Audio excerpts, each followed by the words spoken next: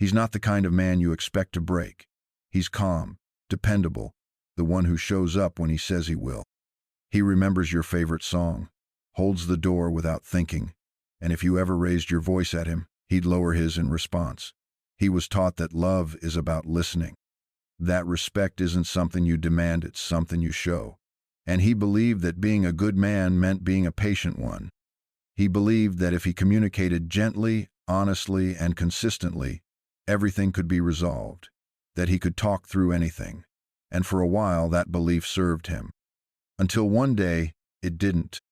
Until he found himself in a relationship with a woman who didn't respond to calm explanations or thoughtful words, who didn't seem to register his quiet concerns unless they came wrapped in thunder. And so the man who was once known for his grace, his presence, his ability to hold tension without bursting, slowly began to shift. At first, it was subtle. A sigh here, a bit more edge in his tone there. But slowly, quietly, the transformation began. Not because he changed, but because he was changed. This is the part people miss. They see the end result, a man who yells, who slams doors, who seems short-tempered and defensive, and they think, there's the problem. But what they don't see is the process, the conditioning, the subtle psychological erosion that happened over time. They don't see the hundreds of times he brought up an issue respectfully, only to be met with silence, sarcasm, or gaslighting. They don't see the pattern of deflection, the dismissals, the counterattacks. You're too sensitive. That's not what I said. You're overreacting. They don't see how every respectful attempt was treated like background noise, like something optional, like a suggestion that could be postponed indefinitely. And they definitely don't see how, over time, this taught him something dangerous, that patience doesn't work here, that respect has no return in this economy, that the only way to get through is to raise his voice, to sharpen his tone, to finally reluctantly let his frustration bleed into his words. And when he finally did, something clicked. For the first time, she heard him. She actually heard him. And that moment where anger finally produced the result that patience never did was the moment everything changed. Because that's when the conditioning completed, not just hers, his.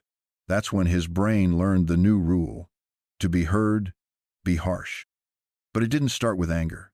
It started with confusion. He noticed something that didn't sit right. Maybe she was constantly late. Maybe she made big decisions without consulting him. Maybe she dismissed him in front of others.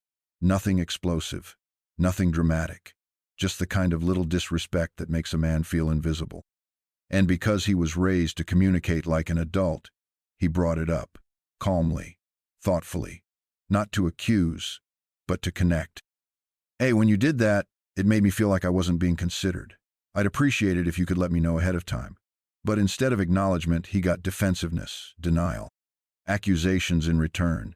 And while she thought she was just standing her ground, what she was really doing, without knowing it, was training him to believe that his respectful communication had no weight, that his values, his tone, his entire way of relating didn't work here. And when that happens over and over again, a man begins to question everything, not just the relationship, himself. So he tries again, not out of stubbornness, but hope. He changes his approach, changes his timing. He waits for better moments. He makes it less about her and more about his feelings. He tries to open space for her to understand, to respond without feeling attacked. But it's all the same. The conversation goes nowhere. The issue remains. The indifference stays. And every failed attempt becomes another piece of evidence for a brutal, unspoken truth. That this woman doesn't respond to peace, that his voice, when soft, doesn't matter. And so his brain begins doing what all brains do when survival is threatened. It adapts. It searches for what will work. And that's when the escalation begins, not as a choice, but as a psychological strategy born from desperation. It's not sudden. It's a process. He gets more direct, then more serious. Still no shift. So he becomes persistent. Still nothing. And now the walls start to close in. This isn't about the issue anymore. It's about his identity. Because he was told his whole life that being calm and respectful would earn him love and stability.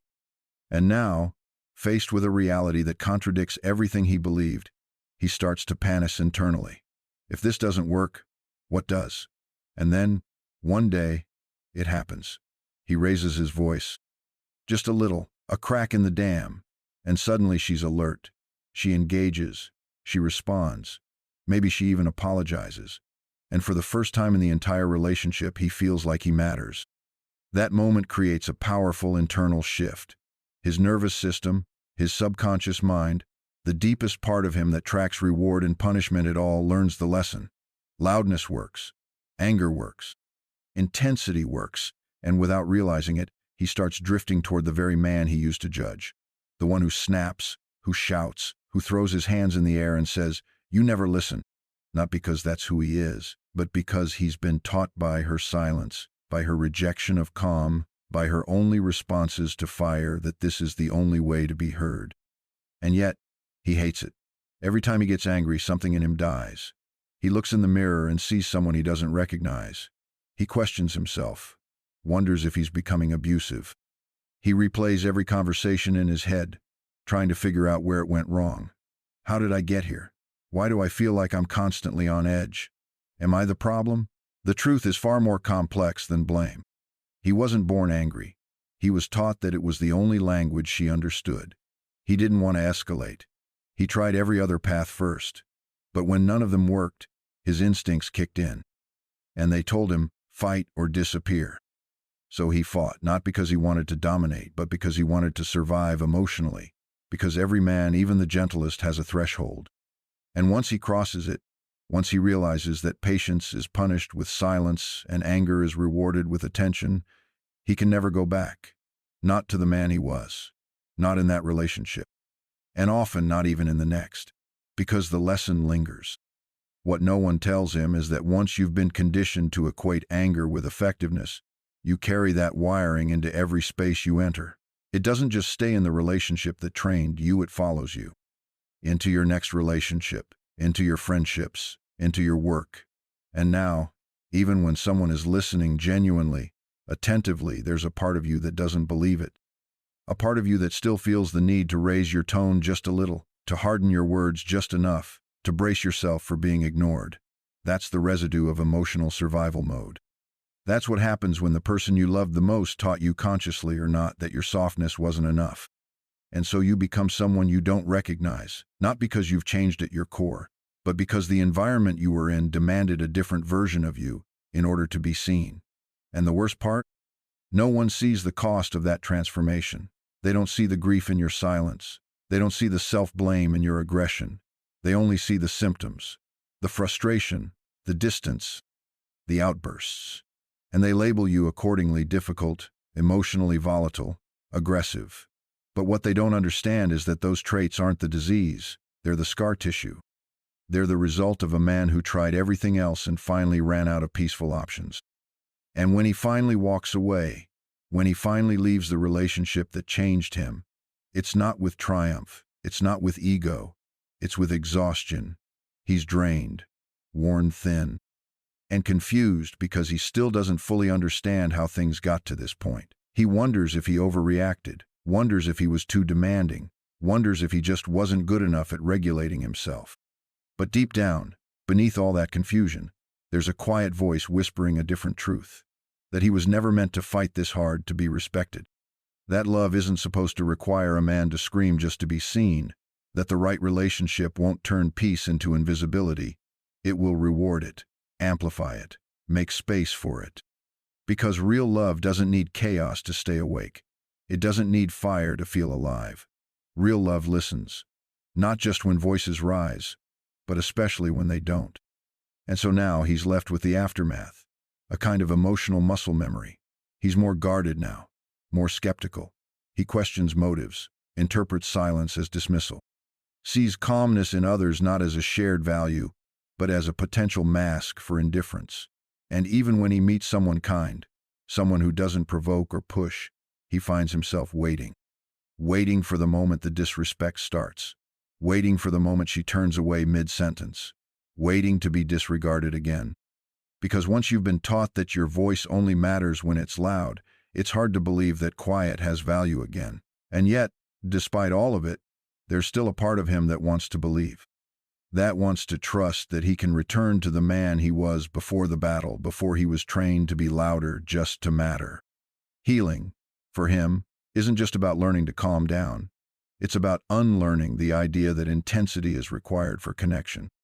It's about remembering that his original instinct, his ability to stay composed, his gift for communicating gently, his commitment to treating others with dignity weren't flaws. They were strengths. They are strengths. But they can only thrive in a space where they're honored, where they're met, where they're not punished by emotional neglect or passive resistance. And that means his healing isn't just internal, it's relational. He can't do it alone. He needs to surround himself with people who respond to softness, not take advantage of it. With people who don't need him to break in order to understand that something matters. But here's the truth that no one likes to say out loud. Some women are not ready for that kind of man. Not because he's too intense, but because his presence forces them to confront their own emotional immaturity. His calm calls out their chaos. His consistency shines a light on their inconsistency. His emotional clarity reveals the fog they've been hiding behind. And rather than step up, they shut down. Rather than rise, they deflect. Rather than grow, they blame. And so they teach him over and over again that love is a battlefield where only the loudest survive. And the tragedy is, the man who only ever wanted peace is the one who ends up carrying the scars of war. That's why his healing isn't just about self-awareness, it's about boundaries. It's about being willing to walk away from anyone who confuses conflict with passion. From anyone who only listens when tension is high. From anyone who needs drama to feel connected.